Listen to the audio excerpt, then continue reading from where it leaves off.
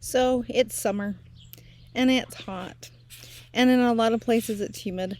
And in a lot of places it's record breaking kind of hot. And it made me think of a quick tip that I could give you that I discovered when we were living out in the Midwest. We lived out there in Kansas for 7 years, about. So when we lived out there, the last summer that we were there, I picked up on a quick little thing that it was just something that I noticed, and so I started doing it often, and it made for the most comfortable summer out in the Midwest that we had ever had. And what I did, super simple, I had a little white utility tub and I filled it up with cool water, and I would just soak my feet, and I'd soak them for like 15 or 20 minutes.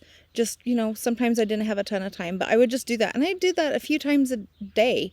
And I was amazed. It was the most comfortable summer that I personally experienced in the 7 years that we were there. And I was shocked when I found out that it was actually one of the hottest summers on record, and for sure the hottest summer on that we had been there. And my experience was not that.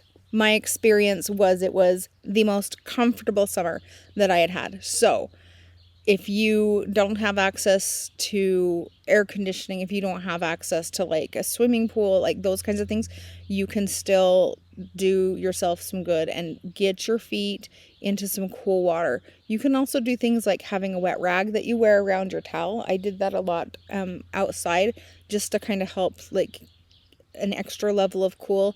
And then something I learned from my neighbor that works on the fire lines in the national forest is you can also do that with your wrists. So if you have something that you can like get your wrist dipped down in, it will actually cool really quickly and circulate through your body. And so 3 little tips on how to use some cool water that is, as long as it's cooler than your body temperature, is gonna help.